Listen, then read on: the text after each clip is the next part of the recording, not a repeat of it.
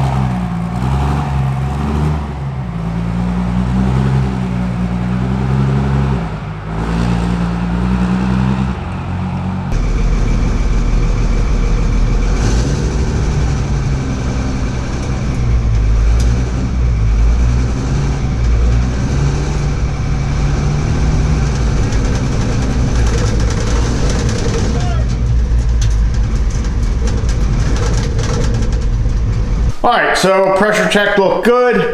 Took it up the driveway with a changed tune-up in it, so it would command second gear, lock up, and third a little sooner. And I kind of had to hang out of the door here, so I put my GoPro in there, but with this tinted windshield, you couldn't see anything.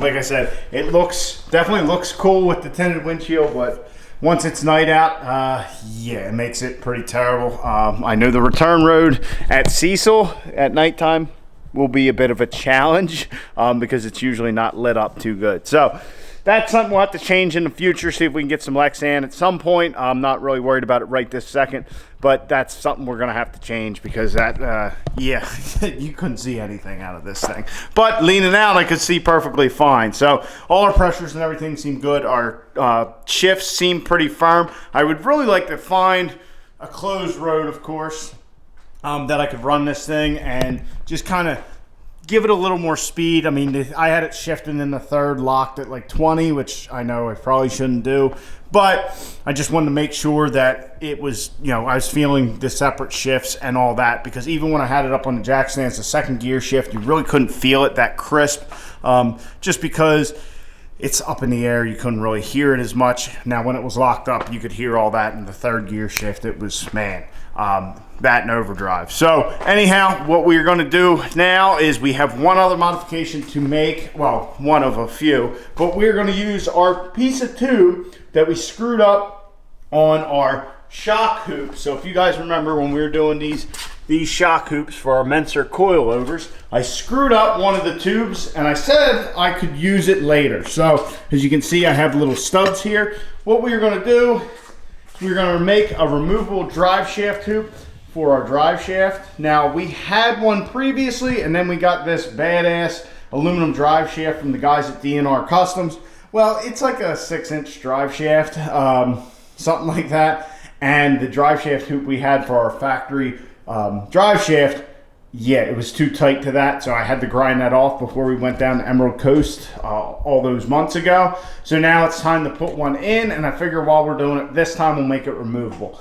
Not that the drive shaft will be, not that we'll be unable to get the drive shaft out with it there, but why not make it easy while we can? So I do have some latches,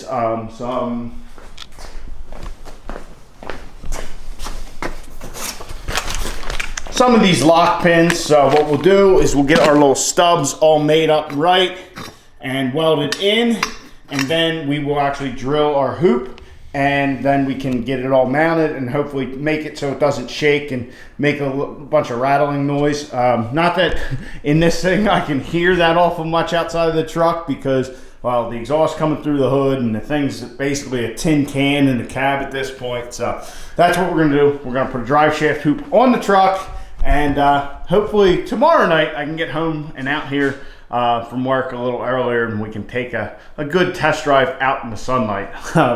Yeah, definitely gotta do something about that windshield. All right, so we got our drive shaft hoop installed with our 2 3/8 little pins. Very happy with how that turned out. We got plenty of room around our drive shaft, and now we're legal. Not only that, we're legal, and if something were to happen, we're not gonna destroy the undercarriage of the truck. That'll, you know, hopefully contain it, so that way we're not, you know, destroying our transcooler, destroying our rad, all that kind of stuff. But it is a requirement for pretty much everything we're going to do. UCC, ODSS, which is hopeful. Hopefully we're going to be able to do, which they're running an ODSS event same time as they're running UCC. So we might miss that one as far as ODS is concerned because, well, as far as I'm concerned, we got bigger fish to fry.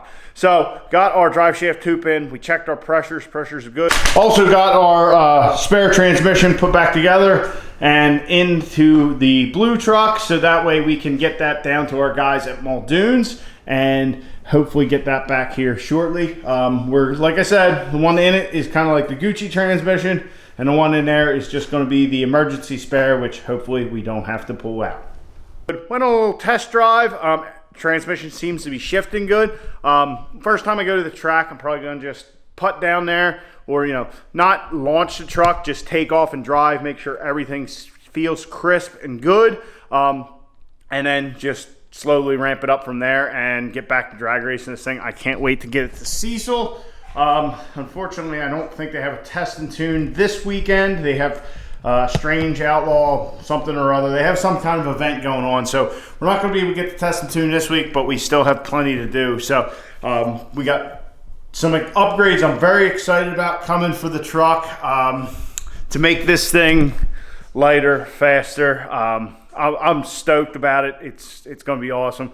Definitely some stuff that I was planning on doing a little later on in the year, but you know, our timetable for a lot of that stuff has ramped forward, but I feel that we're in a good position to be ready.